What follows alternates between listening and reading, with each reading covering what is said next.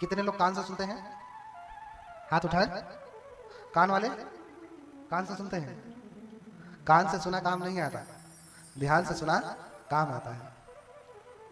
रास्ते चलने में बहुत कुछ सुनाई दे रहा है, सब काम आ रहा है, लेकिन जिसे आपने ध्यान से सुना वही काम आता है। इसलिए कहा कि ध्यान से सुन। बिना ध्यान के कुछ प्राप्त होने वाला नहीं है। हाँ, पढ़ाई करते हैं तो क्या कहते हैं? बेटा जरा ध्यान से पढ़ना। गाड़ी चलाते हैं तो क्या कहते हैं? बेटा जरा ध्यान से चलाना। पेपर लिखने गया तो एग्जाम में जरा ध्यान से लिखना। हाँ, सब काम ध्यान से होता है। आपको भ्रम है कि आप हाथ से गाड़ी चलाते हैं, कलम से लिखते हैं, ना कान से सुनते हैं, ऐसा कुछ भी नहीं। सब काम ध्यान से होता है। आपको लगता है कि देखते हम आंख से, लेकिन नहीं। जब सुई गिर जाती है नीचे, ढूंढते हैं तो क्या कहते हैं? अरे यहीं गिरी है, जरा ध्यान से देखो। हाँ, किससे दिखते हैं? ध्यान से देखते हैं। आंख नहीं देख पाते, क्योंकि आंख से देखेंगे तो मिलेगा नहीं। इसलिए ध्यान से, सारा काम ध्यान से होता है। इसलिए सारी पुत्र ध्यान से सुनो। बिना ध्यान दिए काम होने वाला नहीं। तो बुद्ध बताते हैं कि सुनने का, बुद्ध चरित्र सुनने का क्या लाभ होता है। क्योंकि ये जो बुद्ध देख रहे हैं ना, गौतम बुद्ध, ये 28वें बुद्ध हैं। कौन से बुद्ध हैं? 28वें बुद्ध हैं। तो आपको लगता है कि बौद्ध धर्म शुरू कहां से हुआ? आज से 26 वर्ष पहले ना, 26 वर्ष पहले शुरू हुआ ना। बौद्ध धर्म तो शुरू हो रहा है दीपंकर से, पहले बुद्ध से शुरू हो रहा है। ये तो गणना है। एक बुद्ध से दूसरे बुद्ध की उत्पत्ति का काल बहुत लंबा होता है। मैं आगे बताऊंगा, कल्पों में होता है। कितने कल्पों में? आगे जब जीवन चरित्र बढ़ेगा आगे तो बताऊंगा कल्प कितने होते हैं और एक कल्प कितना लंबा होता है। एक कल्प में समय बहुत लंबा होता है। तो जो हम उत्तर लिखते हैं कि बौद्ध धर्म की स्थापना किसने की, तो आप फट से लिखते हैं किसने? गौतम बुद्ध ने। ना ना, गौतम बुद्ध ने नहीं, ये तो तनहंकर बुद्ध से चला आ रहा है, और जिसकी कोई गणना नहीं, कितने लाखों करोड़ों वर्ष पहले से शुरू हुई। और ये उसी परंपरा के गौतम बुद्ध 28वें बुद्ध हैं। तो बौद्ध धर्म बहुत ही पुराना है। हम लोग जब वंदना करते हैं तो 28 बुद्धों की वंदना करते हैं। तनहंकरो महावीरो, मेधंकरो महायशो, शरणंकरो लोकहितो, दीपंकरो ज्योतिंधरो। ऐसे 28 बुद्धों की वंदना करते हैं, तनहंकर से लेकर के, तनहंकर से लेकर के। तो सारी पुत्र गौतम बुद्ध से पूछ रहे हैं, और जो बुद्ध हैं गौतम बुद्ध सारी पुत्र को बता रहे हैं कि सारी पुत्र ध्यान से सुनो, बुद्धों का जीवन कैसा होता है। सभी बुद्धों का जीवन लगभग एक जैसा ही होता है, अलग अलग नहीं होता है। जैसे एक आईएएस आएगा, उस कुर्सी पे बैठेगा तो उसका कार्य बदल जाता है क्या? नहीं, उसकी भी वही जिम्मेदारी है जो पहले वाले की होगी। दूसरा आएगा, उसकी भी जिम्मेदारी न्यायिक रूप से वही होती है। तीसरा भी आएगा तो उसकी भी जिम्मेदारी वही होगी। सभी का कार्य लगभग एक जैसा होता है। बुद्धों का जीवन एक जैसा ही होता है। तो बुद्ध कह रहे हैं कि ध्यान से सुनो सारे पुत्र, इस कथा के कितने लाभ हैं। तो बुद्ध बता रहे हैं कि मद निमद्दनम चापी शोक सल्ल विनोदनम सब संपत्ति पट्टिलाभम चित्तिकत्वा सुनाथ में। ये जो बुद्ध का चरित्र है ना, वो मद को खत्म करता है। मद, मद यानी अहंकार, मस्ती, नशा। नशा तो बहुत कुछ है ना, शराब ही एक नशा नहीं है, बहुत सारे नशे हैं। कोई शराब पी करके भी नशे में नहीं होता, और कोई चाय के लिए व्याकुल रहता है, अरे आज तो चाय मिली नहीं। हाँ, तो चाय के लिए व्याकुल रहने वाला अपने आप को सात्विक समझ लेता है, और शराब पीने वाले को असात्विक समझता है। अगर नशा आपको किसी भी चीज की है तो नशा तो नशा ही है। आग चाहे नई लकड़ी की हो, चाहे सड़े गले लकड़ी की हो, जब जलेगी तो आग में तपन तो वही होगी ना, दोनों जलाएगी ना। इसलिए नशा चाहे शराब का हो, मद चाहे शराब का हो, चाहे धन का हो, चाहे वैभव का हो, संपत्ति का हो, रूप का हो, चाहे जिस किसी चीज का हो, नशा एक जैसा ही होता है। शराब का ही नशा नहीं होता, सब चीज का नशा होता है। तो बुद्ध का जो जीवन चरित्र है सब प्रकार के मद को दूर करता है। मद निमद्दनम चापी शोक सल्ल विनोदनम, समस्त प्रकार के मद को दूर करता है। इतना ही नहीं, शोक को दूर करता है, शोक, संताप, और आगे कहा सब संपत्ति पटिलाभा, समस्त प्रकार की संपत्ति को देने वाला क्या है? ये भगवान बुद्ध का जीवन चरित्र। अगर आपने इसे ध्यान से सुना, इस चरित्र को, इस कथा को ध्यान से सुना, तो समस्त प्रकार की चीजों की प्राप्ति होती है। लेकिन कान से नहीं सुनना है, किससे सुनना है? ध्यान से सुनना है। और ध्यान से सुन करके जितना प्रतिशत पालन करेंगे तो फल दुगुना होकर के मिलेगा। हाँ, जैसे खेत में आप सिर्फ बीज बो देते हैं, तो बो दिया है तो जमेगा ही, कुछ न कुछ तो पैदावार होनी ही है। लेकिन बोने के बाद समय पे पानी दे रहे हैं, समय पे निराई कर रहे हैं, समय पे खाद दे रहे हैं, तो फसल कई गुना हो जाएगी ना। ऐसे सुन लिया तो लाभ तो मिलना तय है, लेकिन ध्यान से सुना और पालन किया तो कई गुना होकर के उसका लाभ मिलता है। इसलिए बोलिए भगवान बुद्ध की। ठंडा तो नहीं लग रहा है ना? किसी को ठंडा नहीं लग रहा है ना? तो सब संपत्ति पटिलाभम चित्तिकत्वा सुनाथ में, समस्त प्रकार की संपत्ति को देने वाली ये कथा है। अब संपत्ति होती कितनी है? धन कितने प्रकार का होता है? आप सुने होंगे 2 प्रकार की संपत्ति, चल और अचल, यही ना सुने हैं? ना ना, इससे भी आगे संपत्ति है। हाँ, बुद्ध उसे 4 प्रकार की संपत्ति कहते हैं। थावरो, जंगमो, अंगसमो, अनुगामिको, ये 4 संपत्ति कहा। जिसे आपकी भाषा में कहूं तो एक अचल संपत्ति, ऐसी संपत्ति जो चलती नहीं। जैसे आपका घर संपत्ति है ना, लेकिन घर चलता नहीं। आपका घर, आपका वस्त्र, आपकी गाड़ी भी अपने से नहीं चलती है, आप चलाते हैं तब, नहीं तो पैसा भी तो चलता ही है। 500 का नोट चलता है कि नहीं? हाँ, रख दीजिए सामने, देखिए कहां तक चल करके जाता है। नहीं तो गाड़ी भी संपत्ति है, लेकिन अचल है। जो वस्त्र आदि पहने हैं, जो आभूषण पहने हैं आपने, सोने चांदी हीरे जवाहरात के, वो सब भी संपत्ति है, लेकिन कैसी? अचल, चलती नहीं। दूसरी संपत्ति होती है चल, जो चलती है। आपके घर में कभी काज कहते हैं गोधन, गजधन, बाजधन, तो गौधन है ना आपके पास, गाय है ना, भैंस है, बकरी होंगी, ये सब कौन सी संपत्ति है? चल, ये चलती हैं, अपनी मर्जी से भी चलती हैं। और आजकल तो लोगों के घर में बहुत महंगी संपत्ति है। कौन सी संपत्ति? वो टॉमी।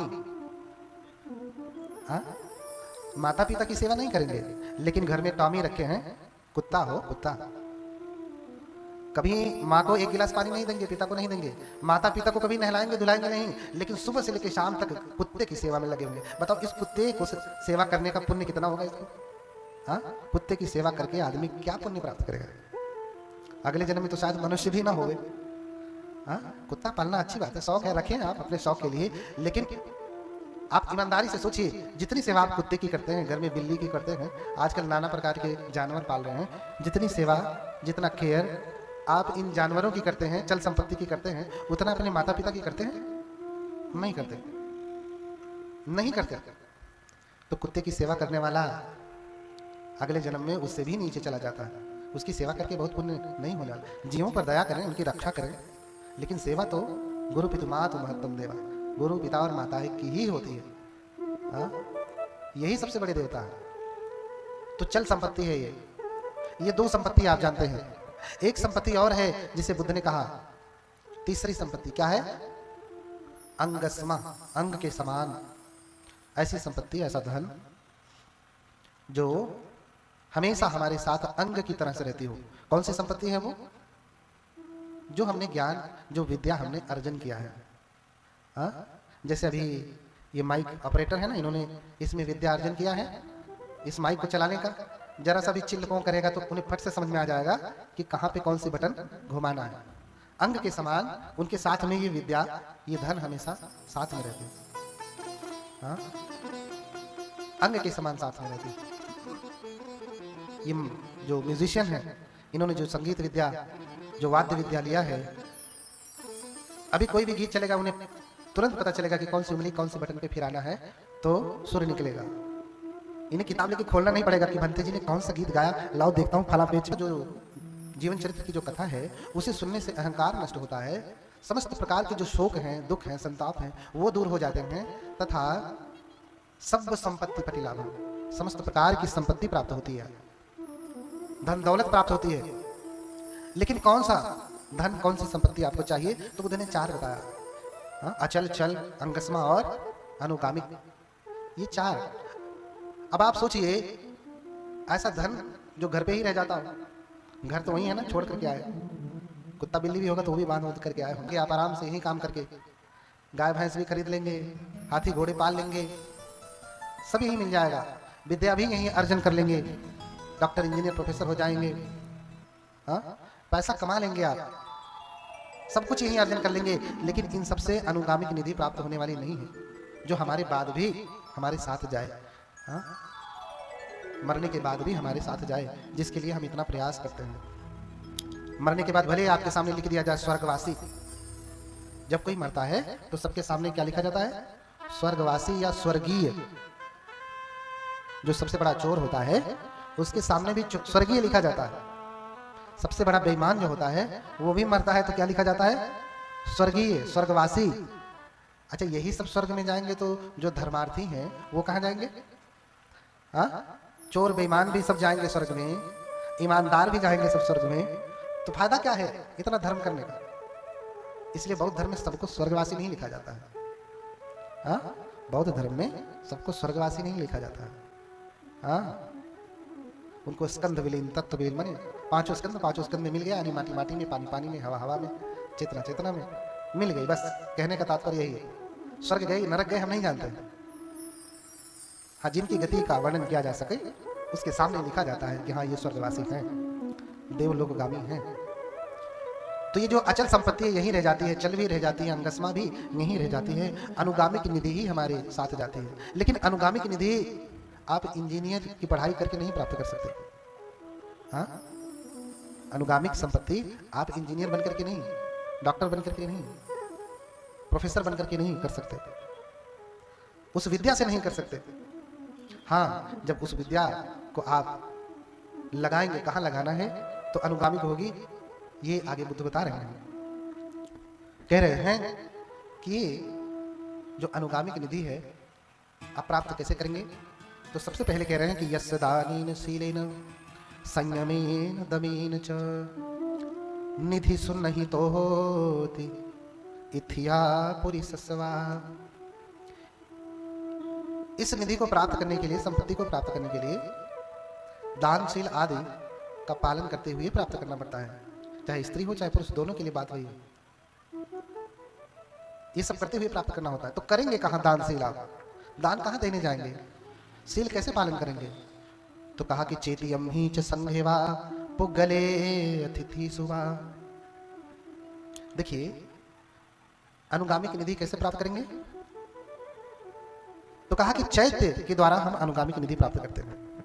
चैत्य किसे कहते हैं?